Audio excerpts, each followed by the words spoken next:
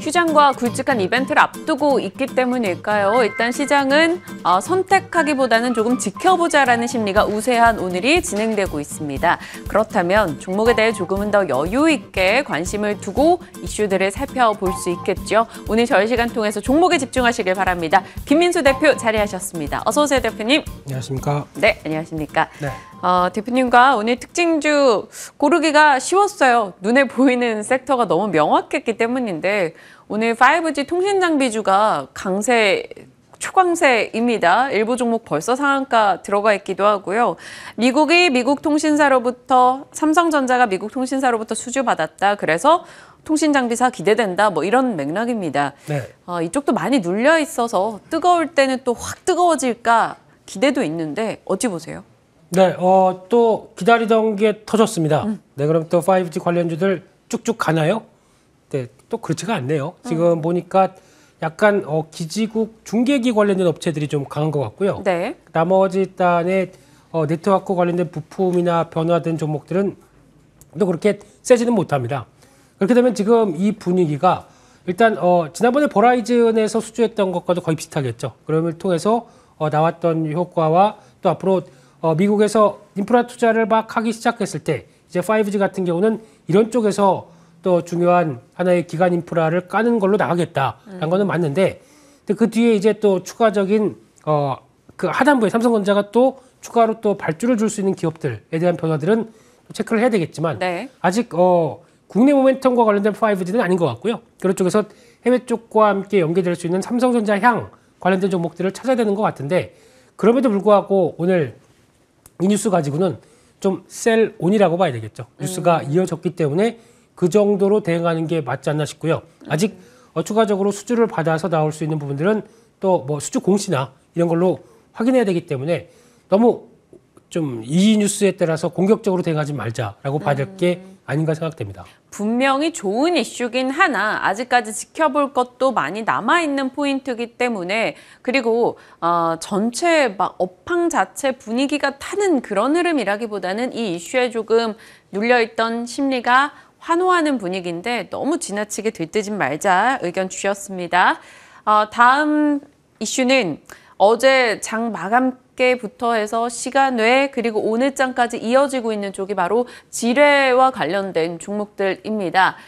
우크라이나 이슈가 뭐 여러 테마를 만들었지만 재건 테마 어제장 강했고요. 어제 장 막판 그리고 시간 외에서는 또 지뢰 제거와 관련된 업체들의 주가가 강했어요. DR텍, 퍼스텍, 휴림 로봇 등인데요. 이들도 오늘 조금 변동은 크게 나옵니다. 맥락 타당하다라고 보십니까? 네, 지뢰 제거 해야 되겠죠. 네.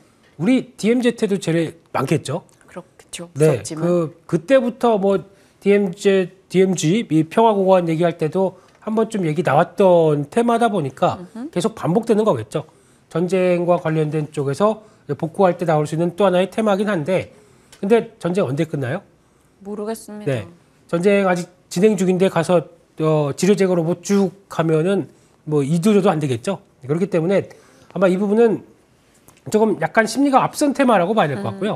그런 쪽에서 또 얼만큼 성과를 내냐 실적을 내냐는 아무도 모릅니다. 지뢰 발견 한 개 하게 되면 뭐 1,000원 주나요? 뭐 이런 성과에 대해서도 아직 아무것도 모르겠고요. 네. 거기다 이제 DR텍 같은 경우는 또 이제 검사 쪽이죠.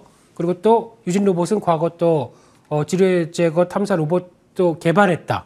뭐 상용화는 아직 잘 모르겠습니다. 근데 개발했다는 뉴스 때문에 지금 같이 영향을 끼치는 것 같은데 그런 뉴스만 보고 대응하기에는 그냥 하루짜리 테마다라고 봐야 될 것 같고요. 거기다 어제 시간에서 강했기 때문에 연결되는 정도라고 네. 봐야 될 것 같은데 차라리 그래도 보게 되면 건설기기가 낫지.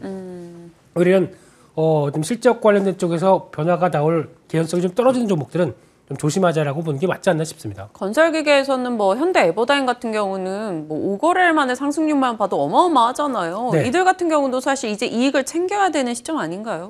그 종목에 따라 다르죠. 네, 그거는 넘어가서 좀 이따가 또 미리 공개하면 안 되겠죠. 네. 잠시 후에 관련한 내용 다시 한번 정리하겠습니다.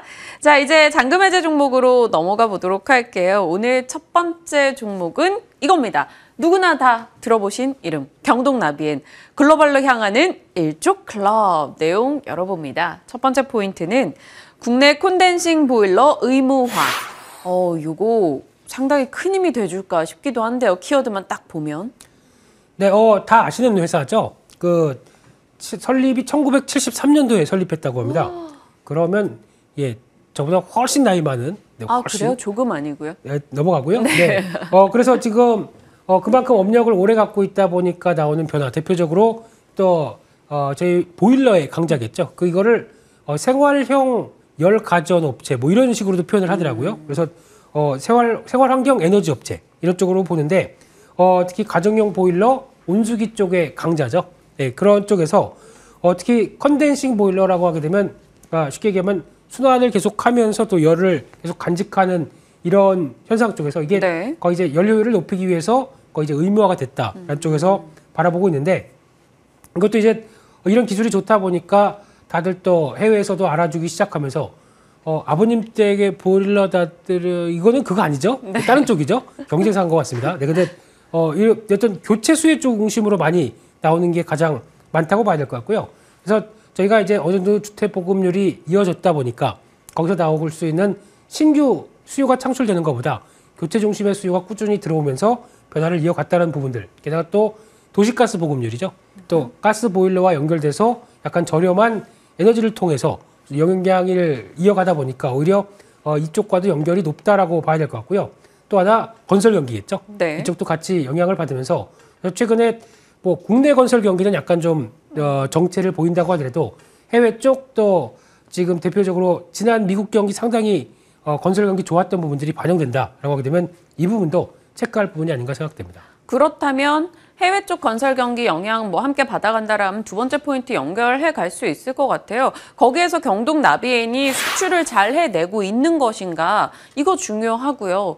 그리고 사실 뭐 경동 나비엔 보일러라서 그런지 겨울에 좀 생각이 나는 주식인데 지금 시점에 이렇게 최근에 조금 시장 대비 강한 흐름을 보이는 이유가 여기에 있는 건지도 궁금하고요.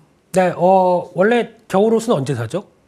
여름에 사야 싸죠. 여름에 사야. 네, 그리고 또 에어컨은 언제 사죠? 겨울에 사야죠. 네, 그런 쪽에서 뭐 이렇게 청개구리 같죠? 네, 근데 지금 이쪽도 마찬가지로 겨울을 대비하면서 여름에 또 시공도 또 들어간다고 하더라고요. 네, 그런 쪽에서 일단 수출 모멘텀을 보게 되면 가장 중요한 게 쌍두마차가 중국과 미국이었습니다. 네. 그런 쪽에서 중국은 꾸준히 나가다가 어떤 홍다 이슈 이후로 부동산 경기가 좀 흔들리다 보니까 거기서 약간 위축되는 측면들이 있고 게다가 또 러시아 쪽으로 또 최근에 상당히 잘 나갔다고 하더라고요. 네. 전쟁 전만 하더라도 오히려 상당히 많은 물량을 선적을 해서 보냈는데 이제 전쟁 통해도 초기까지도 괜찮았다고 하더라고요. 그러니까 그만큼 초기 수요가 전쟁으로 인해서 어떻게 될지 모르다 보니까 일단 물량 받자라는 쪽에서 빠르게 들어갔는데 지금은 이제 조금 더 고민을 해볼 시기는 있다고 하더라도 네. 가장 중요한 거는 미국 쪽이다라고 했을 때 있었던 건설 경기 호조에 따른 변화들 그대로 작년에 다 이어받았는데 아쉽게도 이 부분을 그대로 실적에 못 받았던 부분들이 비용이 좀 늘어서 그렇습니다. 이 비용이라는 얘기는 수출업체들의 약간 고민들이죠. 물류 비용들. 네. 벌써 2020년 코로나 이후부터 물류 비용들이 상당히 많이 올라오다 보니까 그것 때문에 압박을 받았는데 최근에 해상운임들이 떨어지고 있죠. 그렇게 되면 작년에 발목을 잡았던 이런 비용들이 약간 좀 벗어나기 시작한다. 그러면은 좀 더 개선이 되지 않을까요? 그런 관점 쪽에서 오히려 과도했던 물류 비용들이 제거됐을 때 어떤 지금 나오고 있는 성장성과 특히 이제 수익성이겠죠. 이거는 꾸준히 이어간다라고 하게 되면 훨씬 더 기대감이 높겠다는 쪽이고 또 하나는 이제 중국의 경기 부양책이겠죠. 이쪽들이 오히려 이제 방역이 뭐 바로 봉쇄가 끝난다고는 하긴 힘들겠지만 그래도 경기 부양책을 같이 병행하면서 나올 가능성은 또 얘기가 많이 나오고 있더라고요. 이런 쪽도 확인되기 시작하게 되면 또 하나의 기대 요인들이 되겠다라는 쪽인데 또 하나 중요한 게 신규 사업이 하나가 나오기 시작합니다. 어떤 거요? 공기청정 환기 시스템이라고 하는데 그러니까 우리 보일러를 바꾸면 실내 공기도 딱 바꿀 수 있게 저희가 도와드립니다.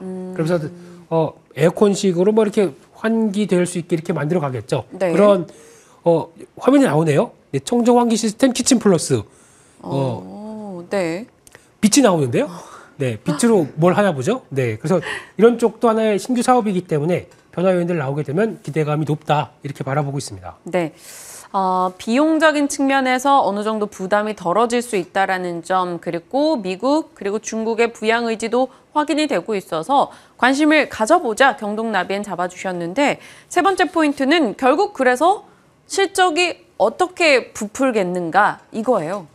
네, 그래서 가장 중요한 것은 이제 매출이 꾸준하게 늘어났느냐, 이 부분이 가장 핵심이라고 봐야 될 것 같은데, 매출 증가는 괜찮습니다. 지금 최근에 흐름을 보게 되면은 꾸준히 늘었는데, 앞서 말씀드렸듯이 비용 때문에 또 여러 가지 인플레이션 압력들이 나오는 비용들이 같이 있었겠죠. 네. 그러다 보니까 지금 화면을 보시게 되면은 약간 좀 정체가 되는 모습들이 나오죠. 그래서 영업이익이 2020년도에는 빠르게 늘었는데 거기서는 정체가 나오는 부분들이, 근데 오히려 매출 성장만 꾸준히 이어가고 있다라고 하게 되면 비용만 발목 잡았던 게 해결됐을 때 또 수익성이 확 좋아지겠죠. 이게 아마 올해는 나올 것이다라고 하게 되면 아마 그 기대감들이 조금 더 이어지면서 주가 탄력들을 보이겠다는 쪽에서 포인트를 맞춰보고 싶습니다. 최근에 야금 올라오고 있는 상황입니다. 오늘장 52,700원 정도 거래가 되고 있는데요. 가격 라인 한번 설정을 해볼게요. 네, 그래서 지금 최근에 주가는 조금씩 움직입니다. 그래서 물류 비용이 떨어지는 속도와 같이 한번 눈여겨보겠다라는 입장이다 보니까 그런 패턴으로 보게 되면 한 52,000원대 초반대 정도 노려보시는 게 좋다고 봐야 될 것 같고요. 목표가는 1차로 지금 다음 저항권이 있는, 그러니까 지난 작년 올해 초였었죠. 나왔던 가격대 부근 한 65,000원대까지 목표로 삼을 수 있을 것 같고요. 손절가는 48,500원으로 말씀드리겠습니다. 네. 65,000원의 목표 주가 설정해 주셨습니다. 경동나비엔 오랜만에 또 이 종목 이름을 전해 듣게 되네요. 첫 번째 종목 살펴봤고요. 두 번째 종목 확인해 보겠습니다. 대창단조, 업황과 수출을 바라보며 첫 번째 포인트 확인해 볼게요. 이 종목 이름을 너무 오랜만에 듣는 것 같아요, 저는. 건설기계, 그리고 자동차 부품. 어찌 보면 건설 기계에 대한 기대감은 최근에 시장에서 좀 많이 언급이 되고, 자동차 부품은 부품사에 대한 기대치 조금은 낮춰야 된다 이런 목소리도 있어서 어떻게 바라봐야 될지 이 기업에 대해서 한번 소개를 해주시면요. 네, 자동차 부품 쪽은 매출 비중이 그렇게 크지 않습니다. 한 10%밖에 안 되기 때문에 네. 여기에 비중을 너무 가져가는 것보다는 일단은 저희가 바라보고 있는 이 건설기계 관련된 모멘텀이라고 봐야 될 부분들이고요. 특히 하부 주행체죠. 화면에서 나오는 것처럼 저희가 캐터필라에서도 이제 나오는 이제 밑에 하단부에 나오는 이 주행체, 네. 이쪽에 대해서 이 무한궤도에 대한 부품이나 그리고 또 링크로로 슈 뭐 이런 쪽에 대해서 OEM을 하고 AS를 하고 이쪽이 거의 매출의 80%를 차지하고 있는데, 지금 화면에서 보이시는 거 보고 이해가 되시나요? 뭐 이게 조금 어려워 보여요. 시커먼 것들만 있어가지고 잘 네. 모르겠지만 그 굴러가는 이제 바퀴 역할을 하는 거죠. 건설기계 쪽에서 그쪽에 들어가는 부품들이기 때문에, 특히 이런 부품은 쉽게 말씀드리면은 거친 작업 환경을 가다 보니까 여러 가지 또 장애물도 있고 거기에 또 어떤 또 부딪히는 것도 있고, 그러다 보니까 이제 소모가 되는 게 많다. 이걸 계속 교체해줘야 된다는 입장 쪽에서 계속 관심 있게 봐야 될 부분들이고요. 그러다 보니까 한 50개국 이상에서 납품을 합니다. 그리고 또 직수출을 하는데 그 중에서 한 총 매출의 한 40% 정도를 어떤 수출 쪽에 가닥을 잡고 있고요. 거기다가 지금 히타치란 쪽에 연계돼서 이쪽에 대한 매출이 계속 늘어나고 있는데, 중국이나 신흥국 인프라 투자에 대한 확대 수혜를 받는다라는 쪽에 대해서 무게를 삼을 수 있을 것 같고요. 특히 앞서 말씀드렸던 것처럼 건설기계 부품에 대한 교체가 나왔을 때 네. 오히려 이쪽에 대한 수요 증가에 대한 변화가 계속 나올 수 있겠다 이렇게 바라보고 있습니다. 네. 중국과 신흥국 인프라 투자가 늘고 있다라는 점과 50개국 이상의 납품, 직수출 증가 이슈까지 짚어주신 바가 있습니다. 대창단조 첫 번째 포인트 살펴봤고요. 이로 인해서 업황 개선 얼마나 이뤄지고 있는지 수출 포인트 등도 한번 잡아봐야 될 것 같거든요. 설정을 해주시면요. 네, 업황은 일단 지금 관점 쪽에서 나오는 게 아마 이제 위드 코로나가 나오면서 이제 실물 경기 쪽으로 계속 또 좀 확보가 되면서 나오는 이 경기 개선에 대해서 초점을 맞출 수 있을 것 같고요. 그와 함께 이제 글로벌 인프라 투자 관련된 쪽에서 변화를 볼 수 있는 상황들이고, 그렇게 되면은 아무래도 지금 최근에 보여지고 있는 미국의 인프라 투자 확대와 관련된 여러 가지 뉴스들이나, 그리고 또 앞서 잠깐 말씀했던 중국에서도 경기 부양책이 또 바뀔 수 있는 분위기들 언급을 드렸었죠. 그렇게 되면은 당연히 건설기계에 대한 수혜다라는 입장 쪽에서 여러 가지 변화를 좀 생각할 수 있을 것 같고요. 또 최근에 그러다 보니까 우리 수출에 좀 더 공격적으로 가겠다라는 쪽에서 미국의 미시간주 공장에 대한 어떤 확보한 이후에 속도를 내는 모습들이고요. 게다가 또 일본의 신규 소지라는 회사랑 합작을 해서 인도 법인을 취득해서 영역을 확대하고 있다라고 하게 되면 지금 신흥국 쪽에 강점이 있는 곳과 이제 미국, 뭐 이제 인도 이런 쪽으로 계속 영역을 넓히다 보면은 조금 더 긍정적인 모습들이 나오겠죠. 이 부분에 포인트를 맞춰야 될 것 같습니다. 언제나 그렇듯 김민수 대표님과 저희가 포인트들을 잡아갈 때 1번은 기업에 대한 설명, 2번은 앞으로의 모멘텀, 그리고 3번은 실적입니다. 그래서 실적 이번에 어떻게 될까요? 네, 1분기 생각보다 1분기는 좀 주춤할 것 같습니다만 아마 1분기 이후의 변화가 기대가 된다고 봐야 될 것 같고요. 일단 작년의 기준으로 본다고 하더라도 작년에 그렇게 크게 안 떨어졌습니다. 특히 매출을 보게 되면 최근 들어서 가장 좋은 매출을 작년에 보여줬고요. 그와 함께 꾸준하게 수익성 개선되는 모습들 확인됐다라고 되면 이렇게 회사가 좋아지는 기조가 수익성에서도 확인된다라고 하는데 전혀 이제 주가가 꾸준하게 맞춰갔지만 그거에 대비해서는 여전히 비싸지 않다라고 바라보는 입장이고요. 그래서 이제 영업이익이 한 50% 이상 증가했던 모습들과 함께 그런데 지금 주가가 이 정도 올랐다고 하더라도 시총이 1,300억대입니다. 생각보다 많이 안 비싸죠. 네. 이런 부분들도 또 재무구조들 양호한 모습들까지 확인된다라고 하게 되면 조금 더 가세되지 않을까. 그래서 지금 나온 추세가 최근에 좀 올랐다고 하더라도 여전히 확장세로 나갈 것이다. 라는 쪽에 무게를 두면서 가장 또 중요한 거는 대표이사가 작년부터 계속 지분을 매입하기 시작합니다.